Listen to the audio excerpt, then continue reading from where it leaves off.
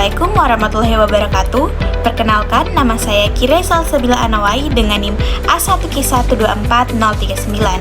Nah, di sini saya akan menjelaskan dan mereview berita tentang kasus siswa SMP di Kulon Progo yang terjerat kasus judi online dan pinjaman online yang menurut JPPI ada kesalahan dalam sistem pendidikan Indonesia. Di sini, saya juga akan menganalisisnya dengan sudut pandang teori psikoanalisis. Nah, bagaimana beritanya? Mari kita saksikan.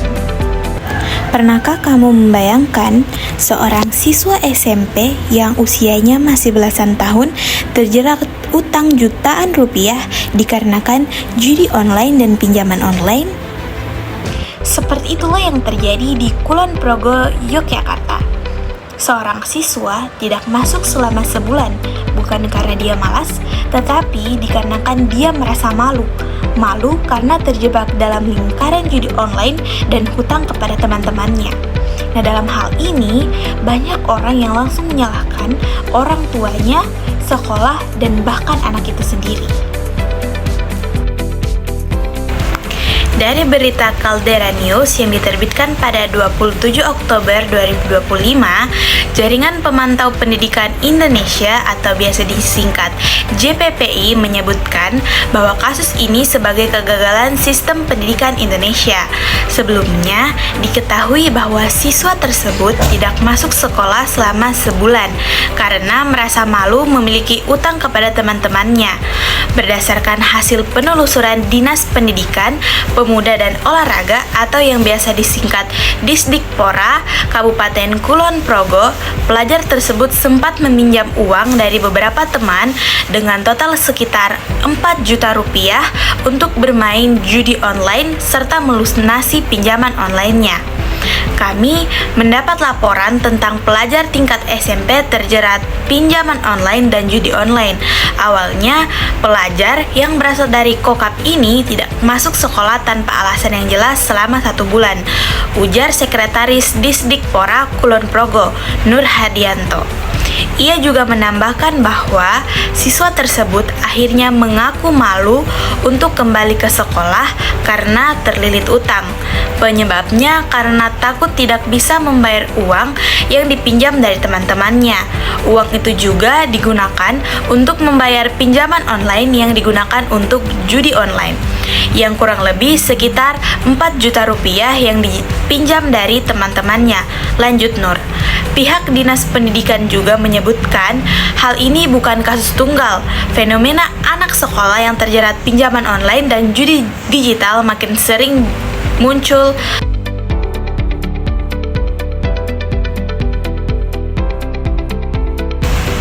Menurut Sigmund Freud, manusia digerakkan oleh 3 kekuatan, yaitu id, ego, dan superego, di mana id ini adalah sisi naluriah, yaitu ingin cepat senang tanpa mempedulikan akibatnya, dan ego ini adalah bagian yang rasional, yaitu penengah antara keinginan dan kenyataan, dan superego ini adalah suara moral, nilai, dan aturan yang mengontrol kita. Dalam diri manusia, 3 bagian ini terus berkonflik. Kadang id yang menang, kadang superego yang mendominasi. Kalau ego tidak cukup kuat untuk menengahi, muncullah perilaku yang tidak seimbang. Nah, bagaimana kalau kita lihat kasus siswa Kulon Progo ini lewat kacamata Freud? Mari kita bayangkan, di usia 14 tahun, dorongan id sangatlah kuat. Keinginan untuk diakui teman, rasa ingin tahu, dan hasrat ingin menang, itu semua akan menyatu.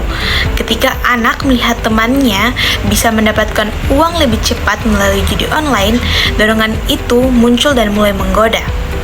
Aku juga mau coba. Disinilah id bekerja, mencari kesenangan instan tanpa berpikir panjang. Tetapi begitu kalah, ego mulai kewalahan. Bagaimana aku menutupi ini? Maka muncullah strategi yang cepat, yaitu dengan meminjam uang dari teman ataupun mencari pinjaman online. Dan ketika utang sudah mulai menumpuk, superego yaitu moral mulai merasa bersalah dan nilai diri mulai menekan. Ia merasa malu, berdosa, dan takut dicemooh. yang pada akhirnya ia memilih kabur, bolos sekolah, atau bahkan menghindar. Freud menyebut ini sebagai mekanisme pertahanan ego yang salah satunya itu represi, yaitu menekan rasa bersalah agar tidak terlalu sakit. Yang kedua itu penghindaran, yaitu menjauh dari situasi yang memicu rasa malu. Yang ketiga itu ada proyeksi, yaitu menyalahkan faktor luar agar diri terasa lebih ringan. Nah, di titik ini, kita tidak lagi melihat anak nakal, tetapi anak yang sedang kalah oleh konflik batin antara id, ego, dan super egonya sendiri.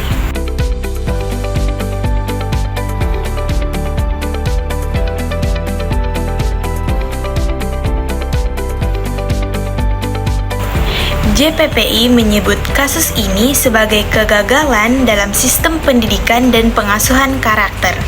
Kalau kita memakai istilah Freud, sistem sosial yaitu sekolah, orang tua, dan aturan pemerintah sebenarnya berperan sebagai superego kolektif. Akan tetapi di zaman digital, superego sosial ini melemah. Aplikasi judi online dan pinjaman online bisa menembus ruang pribadi anak melalui gadget mereka. Ketika kontrol moral eksternal melemah, anak jadi sendirian dalam menghadapi dorongan id yang kuat dan superego pribadi yang belum matang. Ego remaja akan kalah dalam pertarungan yang terlalu berat untuk usianya.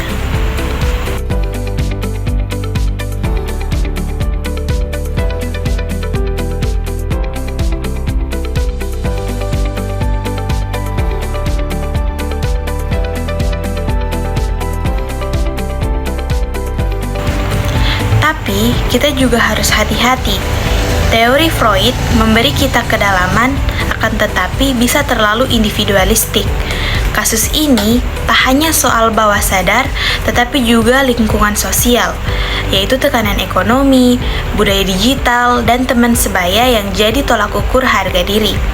Mungkin yang gagal bukan hanya sistem pendidikan, tetapi seluruh ekosistem, yaitu keluarga yang tak paham literasi digital, negara yang lambat menutup akses judi online, dan masyarakat yang masih sering menertawakan korban daripada menolongnya.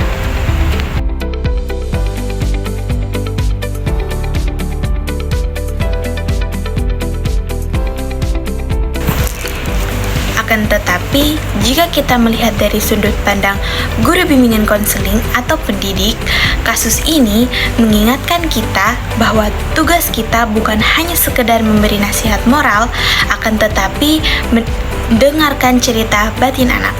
Saat seseorang siswa datang dengan rasa malu, kita jangan langsung menasihatinya.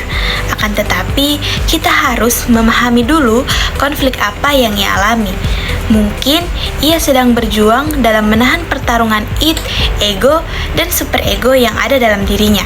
Bimbingan dan konseling harus menjadi ruang aman, bukan ruang penghakiman. Freud pernah berkata, "Unexpressed emotion will never die. They are buried alive and will come forth later in uglier ways." Mungkin itu yang terjadi pada banyak remaja hari ini. Emosi yang tidak tersampaikan akan berubah menjadi perilaku yang dapat merusak diri mereka sendiri. Maka, tugas kita bukan hanya sekedar menegur, akan tetapi menemani. Karena di balik setiap anak bermasalah, selalu ada jiwa muda yang sedang berusaha menyeimbangkan dunia dalam dirinya. Baik, terima kasih sudah menonton.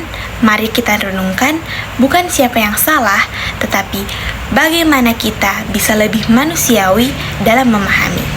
Demikian dari saya, lebih dan kurangnya mohon dimaafkan. Wabillahi taufiq wal hidayah. Wassalamualaikum warahmatullahi wabarakatuh.